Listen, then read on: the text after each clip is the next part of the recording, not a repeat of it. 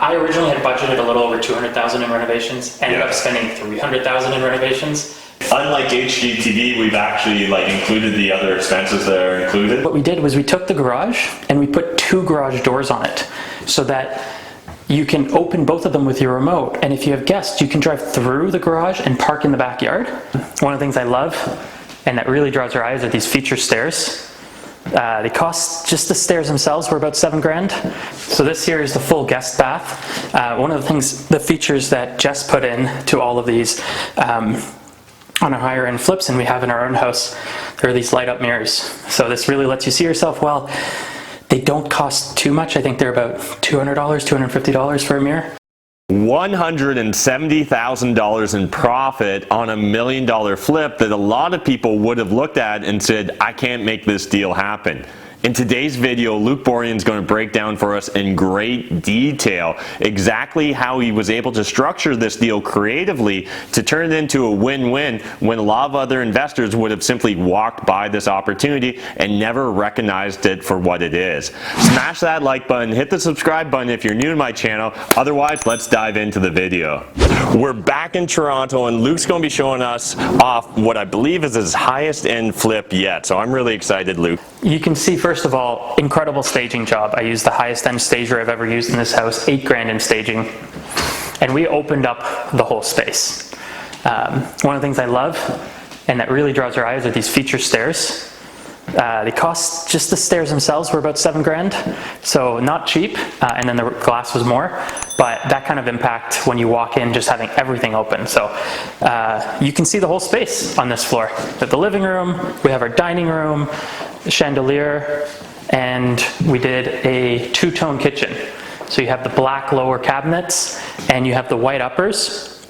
The island also has black lowers, and we did a waterfall edge on the quartz. So this level of house, selling it at 1.7 million, you really got to step up the design finishes, the details, the appliances. We want the black slate finish.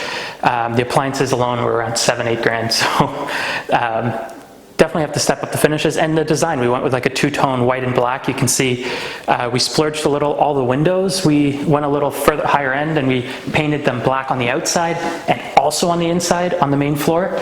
That was definitely an extra cost, but totally worth it. It really ties into the theme. So tying that theme together, you know, you have the white and black backsplash, you have black doorknobs, white trim, the dark appliances. Really ties it all together, the black faucet as well. And check this out. One of the little perks of having fancy appliances. You can see what's in the fridge. So just knock on it and see what kind of beer you want. You can open just the drink area, or you can open the whole thing. So the little perks of the fancy appliances. I wouldn't have this in my house, but when you want to sell a high-end home, you want to have a little something special. Why don't we check out the downstairs? This is an area I love because it could be so wasted so easily, but instead we took out the whole back of this addition and just turned into a huge glass pane. You really bring the outside in, and it now makes the basement stairs, which weren't really anything special, it now makes it really just love walking through here. Not to mention this kind of Moroccan style tile, which I love as well. Let's check out the basement. I thought, seeing how we had a little bit of time to sit down, Luc, it'd be great to chat about private financing and just kind of how you approach that as a flipper, and maybe for some of the newer viewers of the channel or newer real estate investors, break down, you know, what's often, you know, quite normal in private financing that's maybe a little bit different than traditional financing if you're financing with, you know, an A lender. Yeah, absolutely. So there's a lot of different elements that go into it. Question people ask me often is, how do you find it? So one of the ways, the easiest way is to go to a mortgage broker. They will have access to private lenders or even companies that do it. They're typically called mortgage investment companies or their fees and points might be a little higher. Some mortgage brokers will have access to private individuals who lend. Might cost you a little less. Then of course, if I go to a friend like Matt and say, hey, do you have some money to invest into a deal? That might reduce the origination fees, the points that I pay up front, or give me a better deal on interest, or just more flexible terms, closing, things like that. So when we're talking about those points or the fees up front, whether you hold the property for a day and have the loan for a day or for a year, those fees are a one-time charge right at the beginning. So typically I see between 1% and 4%. Okay. I typically pay about 2% of the purchase price or of the borrowed amount. So if I'm borrowing $500,000, before I even before I even get the money, in fact, it actually comes out of the money you get. You need to come up with that extra money. So for a $500,000 loan, I'm going to have to come up with an extra 10 grand, and that's going to be taken as a fee. And then I typically see 8 to 12% interest on private first mortgages, and so you're going to have to pay that on an annual rate. So you're going to have the fee up front, and then annualized you're going to have 8 to 12% interest. And usually most lenders will want to see at least a 3-month minimum commitment, so you're going to pay for at least 3 months. I see 1 year as the full term typically, at which point you would have to renew. That's usually what I see on the private side. Here's the basement. We didn't want to do full underpinning, but what we were able to do was the concrete pad that was here was really rough, so we broke it up and we were able to dig down just a couple inches more when we repoured our new pad, as long as we finished at the top of the footing. So that allowed us to gain just a couple inches of extra ceiling height, which isn't good, but we didn't want to spend the extra $50,000 that we would have needed to spend to underpin a house like this. We staged this room, beautiful, looks great. Part of the reason we did that is just because the living room upstairs is kind of small. So we wanted to show that you have enough space to entertain, to have friends over, for your family, you have all that space. One of the great things about this house too, 3.5 baths. We have a full one right here. So check out this bathroom. This is, again, those designer finishes. It doesn't cost much more to have, a toilet, for example, with the smooth sides, but having those smooth sides makes a nice impact. It makes it feel like you spent a little extra money. Really, it might have been an extra 50 or $100. And then the two-tone tile, this doesn't even have to cost more. Really separating the tile into two different things, but it gives it a very designer look. So we were able to tie that together, and each bathroom had different tiles. Again, for this price point, we had to do a little more special finishes. We also have the guest bedroom, I guess the 4th bedroom down here. What I think is a really funny feature was, because of the bulkheads, we couldn't open the electrical panel door, so we couldn't cover it with electrical panel. Well, we put it on a track. And so you have your new 200 amp breaker panel, and it's just covered with a sliding track. So that was a little cool feature, I thought. Solving problems. This was my contractor's idea, not mine, but I'm very happy with how it turned out. So a few weeks ago,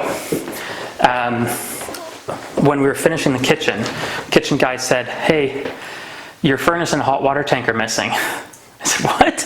What are you talking about?" We put those in, they were like $10,000 installed, because the on-demand hot water heaters are very expensive. Turns out someone broke in who must have had knowledge about the job, and they stole these. They cut the pipes, they stole these units. They're probably in someone else's house now, pretending they're refurbished or something. But this is the on-demand hot water heater. So for 3.5 bathrooms like we have, you have to go with a pretty high-end unit. So the unit alone was around $2,500, $3,000. I think around $2,500. And then we have the furnace as well. And you can see these pipes were cut, and they were cut here when they were pulled out. So we just had to that was all he had to connect to go back, but reconnect it to all the gas, reinstall all of it. Pain in the ass, and probably should have put, for this level of house, we probably should have put a surveillance system in early on to watch the job. So what we did do after this happened was we just threw up some Nest cameras that work off the Wi-Fi. We set up the internet, and then we can monitor the house when we weren't here. So a little setback that cost us a little more, but in the end, I'm glad they didn't do more damage. The funny thing is, the appliances were sitting upstairs in the kitchen. So I was just saying, $6,000, $7,000 in appliances, and they didn't go missing, but they disconnected all this and stole it. So at least they didn't take everything. One of the cool features out here too is what we did was we took the garage and we put 2 garage doors on it, so that you can open both of them with your remote. And if you have guests, you can drive through the garage and park in the backyard. Parking is at a premium in Toronto, and having an extra parking spot can add a lot of value. So most days probably they would park in the garage, but when you have guests over, lift the garage door, drive through. Now someone can park behind you in the garage. All right guys, now let's go upstairs. This project is obviously a big project. There was a lot of renovations, a lot of money involved, and it's a very high-end price point. Is doing a high-end flip similar to, say, your more entry-level or base model flip? So the difference you're going to see is that you can't scale the higher end stuff as much. You're going to have the systematization can't happen, especially on a higher end home where in a neighborhood where every home's different. People in this particular neighborhood and in most higher end homes, they like unique finishes. They like things to be different. And especially on the size of this, a $300,000 renovation, you're going to be dealing with kind of different issues on the renovation. So as me being the flipper, there's a lot less that I can trust and hand off to other people to do, even down to picking the finishes. This is actually the first property I hired a designer to give me ideas on.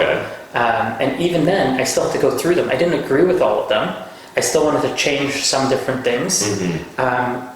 And so I still had to look through everything, make the decision on what tiles we'd use, how the cabinets would look, that kind of thing. So there's still a lot more you have to do. If you put the work up front, so if you do this once, you can copy it. You can say, well, I use these two-tone cabinets, and I use these doors, and these handles, and this light fixture. The problem is that the next house you do in this area might have a different feel. It may not justify the exact same look. Not to mention you do a lot fewer of these very expensive renovations typically. So when you're doing the lower price point renovations and the ones that are a little bit more cosmetic, so new kitchen, new bath, new floors, but it's a little bit lipstick and making it look prettier, a bit more of a cosmetic renovation, maybe a $50,000 renovation, something like that. On those, you can take a list of everything you've done and you do it the first time you do it. So this is the paint color I liked.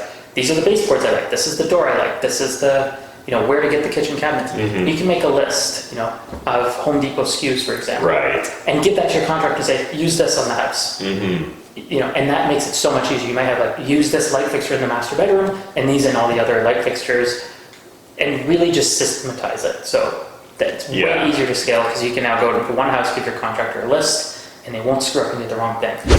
Now Luke's going to dive into the numbers with us on this really high-end flip. I'm really excited. In fact, it was actually a quite creative purchasing negotiation. Yeah, so I'll get into that a bit now. So I paid $1.1 million. But what happened here was the seller bought this from a hoarder and just didn't want to finish the flip. He had gutted the house but didn't want to finish it. And my offer, the highest I could go, was $1.05 million. At 1.1, I just wasn't willing to pay it. But he said he wouldn't go under 1.1. So I suggested, how about you stay on title, you'll get 1.1 when I sell it to the end buyer, but in the meantime, I don't need to transfer the property. So land transfer tax, $35,000 on this purchase price because it would have been, because there's double land transfer tax in Toronto. So that alone is $35,000. And then I got to save on the financing cost because he stayed on title, so I was able to pay his financing, which was traditional bank financing, 2.95%. Whereas I'm normally at around 10% on private financing. I thought this was going to take 6 months. It ended up taking 14 months. So I would have paid an extra 100, maybe 120,000 more than I actually paid in financing if I had gone private. So I actually saved a lot of money by going this way. Yeah, and that's what's really key about, as investors, is we learn and network more. We hear other interesting stories, and you can add that to your reference bank of strategies, because a lot of first-time investors, maybe if they knew their numbers, they were like, no, it has to be $1,050,000. I can't go a penny higher. Whereas because you're able to think creatively and strategically through it, you can find a win-win that gets the seller what they want, but also makes the numbers work for you. For sure. And if the only tool in your toolbox is a hammer, everything's going to look like a nail. This was not a situation where a nail would have worked. $1.05 million was the nail price. I had to figure out a different tool for this, and it worked. So I originally had budgeted a little over $200,000 in renovations. Ended up spending $300,000 in renovations. A lot of cost overruns, a lot of permitting issues with the city. They had us do 5 engineers reports, all kinds of different issues on this house. And overall, it was still worth it. So renovation, $300,000. And so at the time you bought this was essentially gutted, right? Yes. Which normally you would know, what expenses you're going to have, but when you're dealing with so much rebuilding in the city of Toronto, one of the things that was missing is right down the middle of this house was a steel beam. Okay. Which is not normal for these houses. And everybody thought that this was added by the last owner. The thought was, he's a hoarder, he added these steel beams to support his stuff. Because it didn't look professionally installed either, it did look old. And so we thought we could just remove the beam. Well, the joist size doesn't meet current code. So the city inspector says, you remove the steel beams, you need an engineer's report on how you're going to carry this load, or how you're going to carry So we had to sister all of the joists. So basically, I think we had 2x8s joists on this span, and we had to go, I think we ended up with a 2x12. Sister to every single joist, and then we had to build walls along the perimeter to carry that down and carry that down into the basement. So obviously that's a very obvious extra expense that we weren't anticipating, and just similar things to that. Adding an LVL in the master bedroom for vaulting the ceiling. We had some issues when we were slightly trying to gain a couple inches in the basement pad. We reported engineers' reports for some things around that. So just all kinds of little issues came up and really added to the renovation cost. Gotcha. And then, so again, unlike HGTV, we've actually like included the other expenses that are included. So what's actually, you know, other expenses? Financing? Yeah, so the financing cost is in there. So paying those mortgage payments for him. Luckily, a lot less than mine would have been. Also, some legals and drawing up the agreement at the beginning, and dealing with the legals on the backside when it's sold.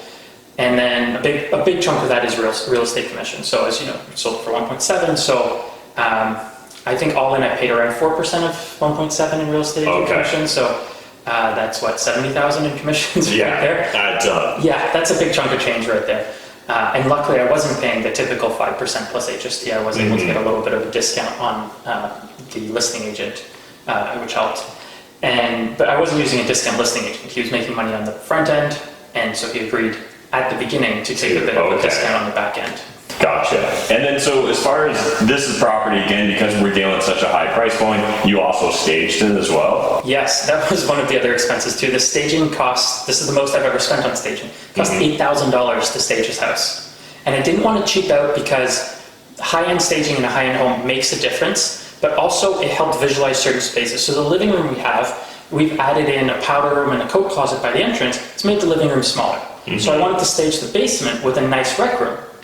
And also the middle bedroom, we stole a little bit of that space to make the master ensuite. Okay. And I didn't want it to feel I wanted to show that you could still use it. So we staged that as well. So my typical staging in a more of a starter home or a more regular affordable house, I might pay $2,000, $2,200 in staging.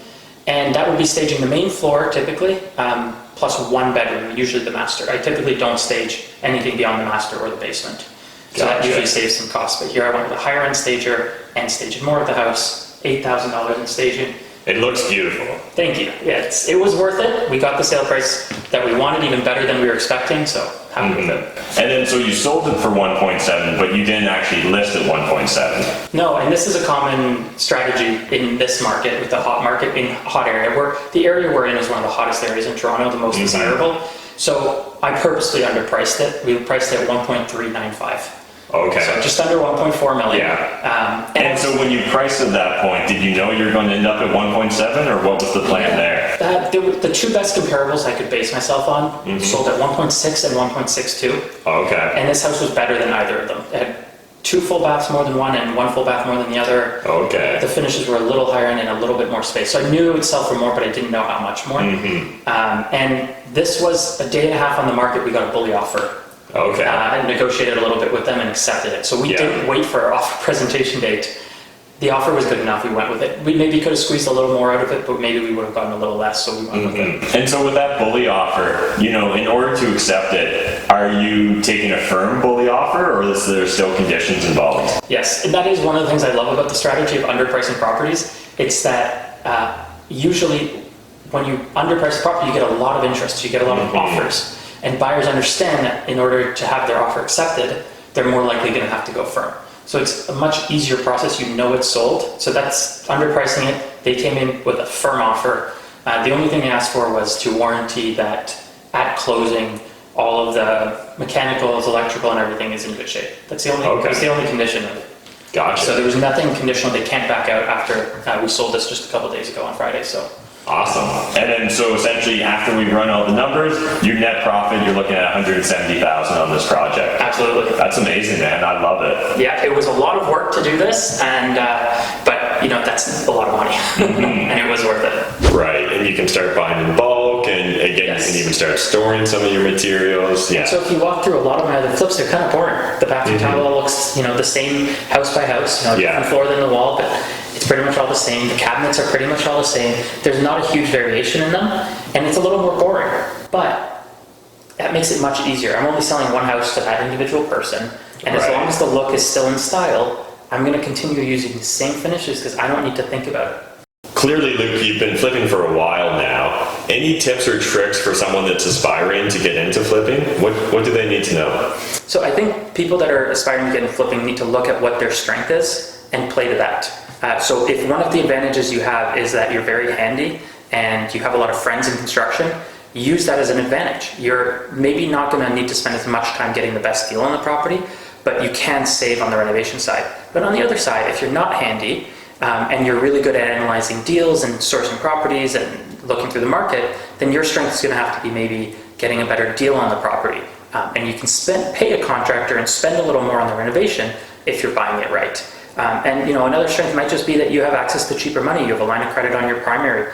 Your parents have a line of credit on their primary. You have cash sitting in the bank account. So if you can flip and not have to pay these expensive private financing rates, that can be, your superpower. I think everyone has a superpower they can use in flipping, and that can be your superpower. So I think you need to look at what that is, but no matter what you're doing, you need to make sure you analyze all of your numbers and don't overpay for the property. I love it. Those were some fantastic tips. So this here is the full guest bath. One of the features that Jess put in to all of these on our higher end flips, and we have in our own house, there are these light up mirrors. So this really lets you see yourself well. They don't cost too much. I think they're about $200, $250 for a mirror, but it really makes it a premium feature. Again, the two-tone tile.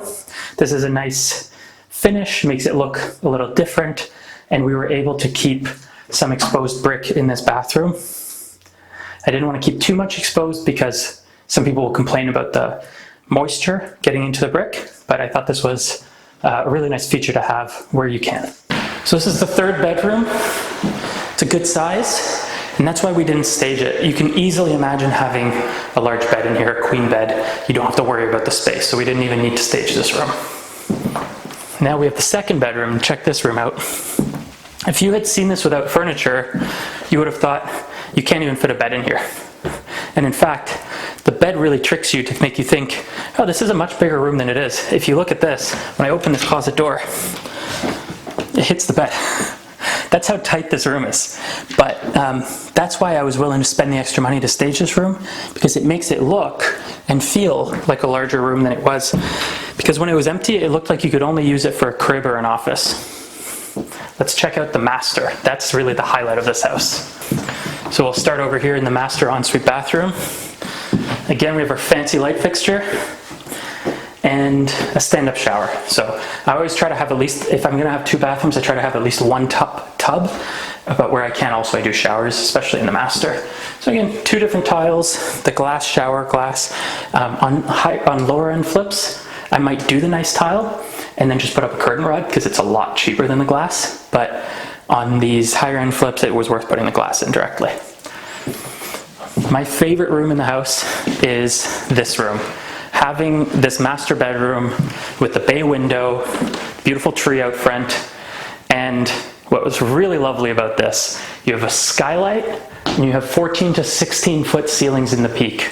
This is the best part of it. I can just imagine waking up in the morning to the openness, the airiness that you would feel here. And then one of the other features I love about this room is that we did an entire wall of closets. So this is one of the features I love about this room. It invades the space a little bit, takes up some space, but the impact and the high-end look of this, you have an entire wall of beautiful closets.